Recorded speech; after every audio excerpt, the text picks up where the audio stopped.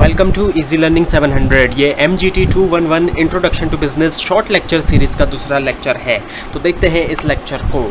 इसमें है हमारे सामने एक्सटर्नल फैक्टर्स। एक्सटर्नल फैक्टर्स कौन कौन से होते हैं, जैसे economy of the country, country की जो इकोनॉमी है, जो माशी सिस्टम है, इकोनॉमी जिसको हम कहते हैं, वो कैसा है कंपनी का। पर कैपिटा इनकम क्या है कंट्री की, पर कैपिटा का मतलब पर पर्सन इनकम कितनी है कंट्री की।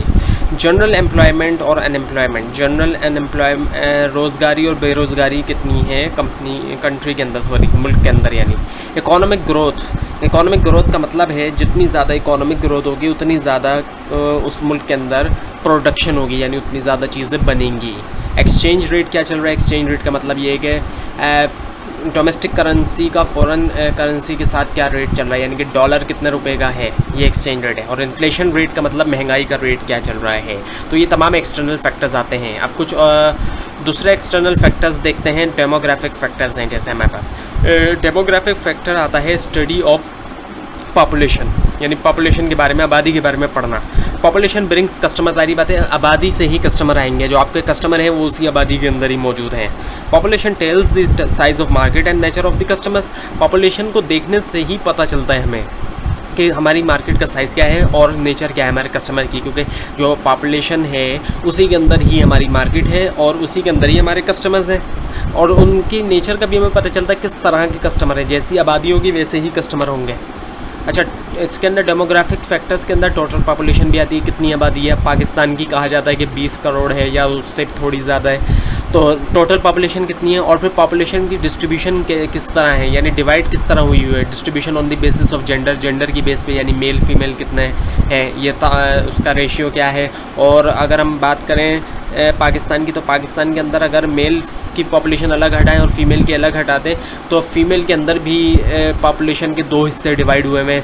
हाउस होल्ड वोमेन अलग हैं और वर्किंग वोमेन अलग हैं। तो जो हाउस होल्ड वोमेन है उनकी जो प्रेफरेंसेस और चॉइस होगी वो थोड़ी डिफरेंट होगी as compare to working women के।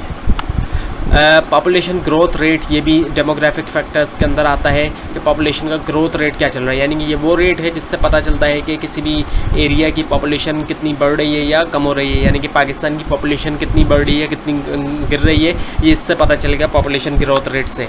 अब है political and legal factors. Political और लीगल फैक्टर्स के अंदर जो है वो जो फैक्टर्स आते हैं, वो पॉलिटिकल फैक्टर को हम पहले देखते हैं। वो है preferences and priorities of the government, यानी कि गवर्नमेंट की क्या क्या तरजीहात हैं, किन किन चीज़ों को गवर्नमेंट तरजीह दे रही है, वो कहलाता है प्रेफरेंसेस एंड प्रायोरिटीज़। यानी और इसके अलावा attitude of the government toward exports, export के बारे में गवर्नमेंट का क्या एटीट्यूड है। क्या गवर्नमेंट एक्सपोर्ट करने को सपोर्ट करती है, क्या गवर्नमेंट सब्सिडाइज़ कर रही है एक्सपोर्ट को, या लॉज को ईजी कर रही है एक्सपोर्ट के लिए।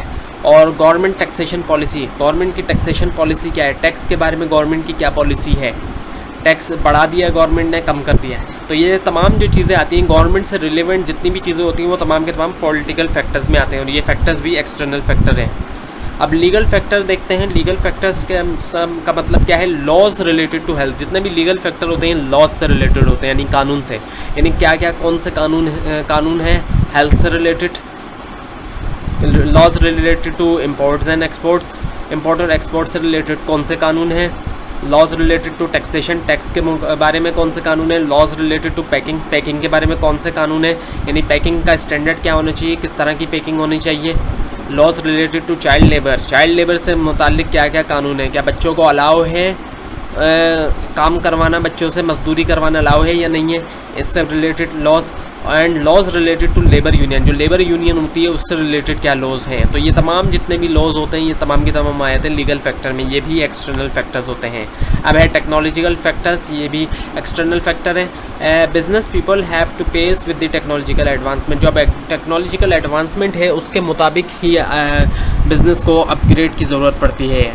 ऐसा नहीं हो सकता कि टेक्नोलॉजी आगे चली जाए और जो बिज़नेस चल रहा है वो पुरानी टेक्नोलॉजी को के मुताबिक चल रहा हो। फॉर एग्ज़ाम्पल अब इस दौर के अंदर ऑनलाइन, जब से इंटरनेट आया है तो ऑनलाइन सेल बढ़ती चली जा रही है। अब ऐसा नहीं हो सकता कि कोई बिज़नेस, बड़ा बिज़नेस ये सोचे कि वो विदाउट ऑनलाइन प्रेजेंस के, बगैर किसी ऑनलाइन प्रेजेंस के जो है वो बिज़नेस करे। कोई बड़ी कंपनी इस बारे में नहीं सोच सकती, तो टेक्नोलॉजी के साथ जो है वो चलना पड़ता है।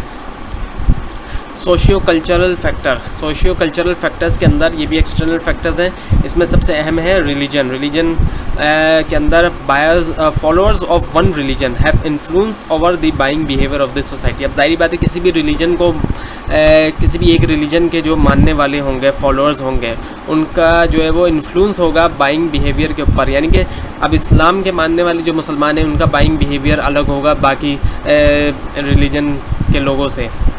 अब फॉर एग्ज़ाम्पल मुसलमान हैं, ज़ाहिर बात है वो रिलीजियस एक्सेसरीज़ भी लेंगे, जैसे कि तस्बीह है, जानमाज़ है, इस तरह की चीज़ें भी वो फिर परचेज़ करेंगे।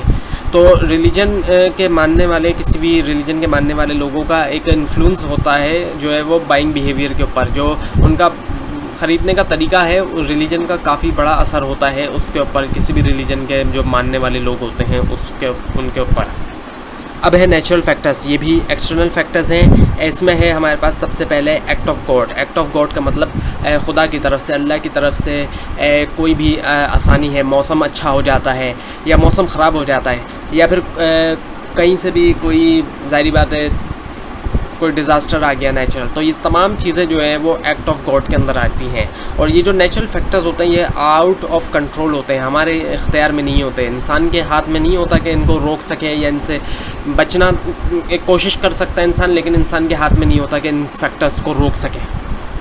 Business people will develop product considering natural resources. जो लोग होते हैं वो प्रोडक्ट जो बनाते हैं वो इस चीज़ को मद्देनज़र रखते हुए बनाते हैं कि नेचुरल रिसोर्सेज जो अवेलेबल हैं उसके मुताबिक, नेचुरल रिसोर्सेज को मद्देनज़र रखते हुए ही चीज़ें बनाई जाती हैं। ये था लेसन नंबर 2 MGT 211 की शॉर्ट लेक्चर सीरीज़ का। आपको कोई कन्फ्यूजन है नीचे कमेंट ज़रूर कीजिए और इस पूरी सीरीज़ को देखने के लिए इस चैनल को सब्सक्राइब कीजिए। Thanks for watching.